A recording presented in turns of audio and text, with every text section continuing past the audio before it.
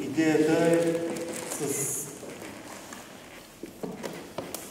един курс от беседи, който ще се проведе, да се катехизират всички присъстващи, защото има хора, които желаят тая катехизация и с помощи да се подпомогнат хората, които нямат възможност.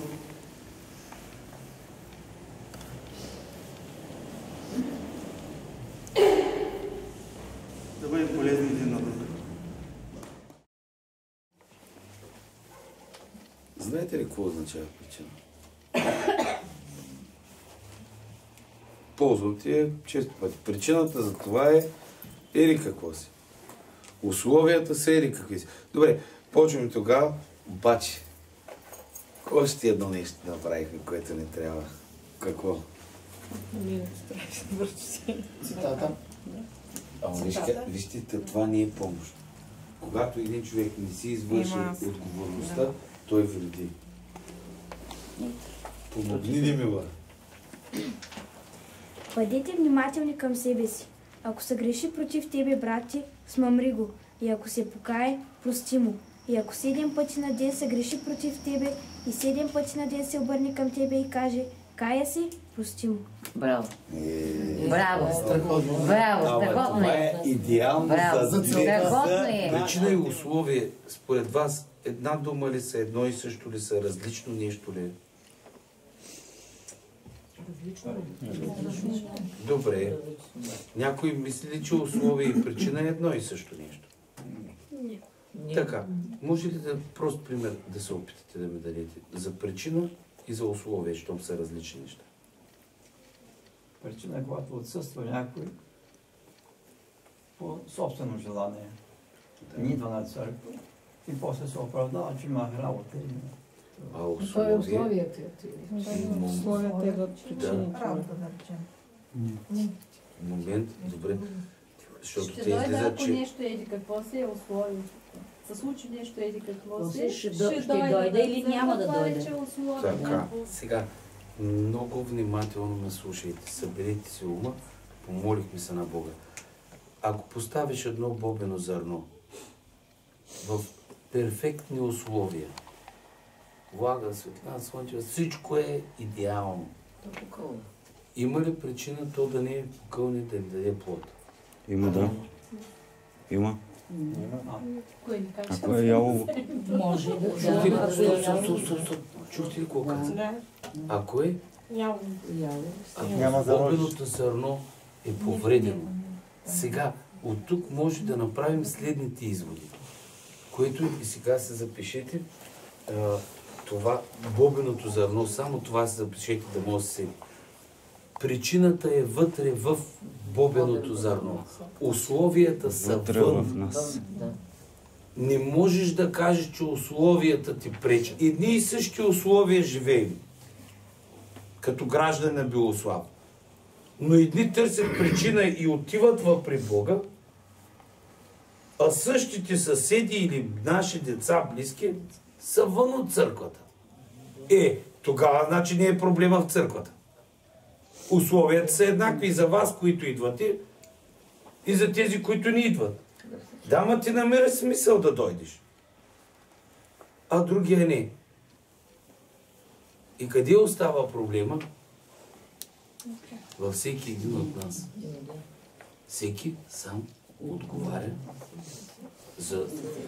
За това ще бъдем съдени. Вярата, ако няма дела, сама по себе си е мъртва. Но ще рече някой, че ти имаш вяра. Аз пък имам дела. Покажи ми вярата си без твоите дела. И аз ще покажа вярата си от моите дела. Тук ясно ли? Да.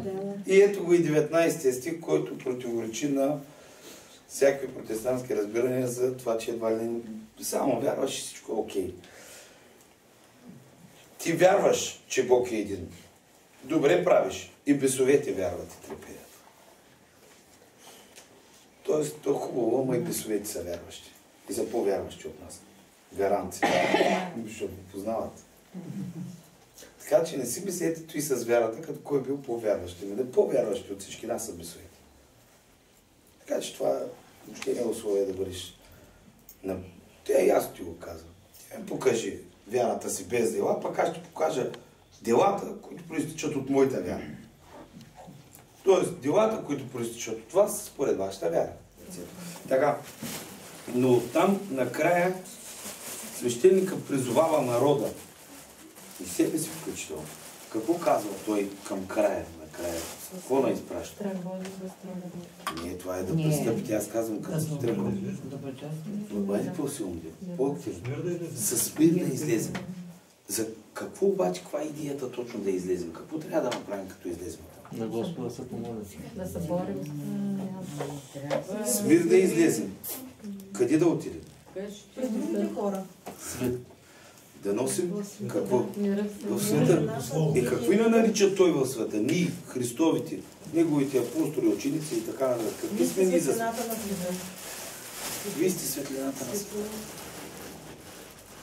Ами ако ти не си светлина, как тогава? Кой да е светлина? Ако излезеш и си свиеш светлината... Ако ти смяташ, че излизайки от храма, излизаш от църквата, не е голям проблем. Това означава, че напущаш и Бог и всички ти приключваме. Излизаш, за да светиш. Излизаш, за да служиш. Каквото си видял там, какво си видял? Христос на кръста. Как любовта отива на кръст за всеки един? Защото кой от тези, които са го разпнали, е бил праведния, заради когото е умрял? Заради кой от тези под кръста Христос трябваше да отиде и да изтърпи всичко? Кой? Така, ти на всички ли служиш? Бе. Тъй. Сега, разберете ли какво е отговорност от православна гледна точка? Като излезем от храма, да светим на останалия свят. С живота, делата си и така нататък. С мир и любов. И затова казва с мира, който идва с висши. Господи, возвах Тебе, услыши меня, услыши меня, Господи. Господи, возвах Тебе, услыши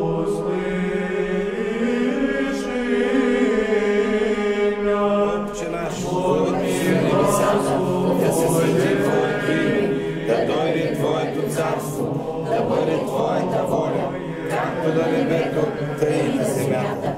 Насъщния ни хляб дай ни днес и прости нам дълговете ни, както и ние прощаваме на длъжниците си. И не ни въведи в изкушение, но избави ни от лукавия.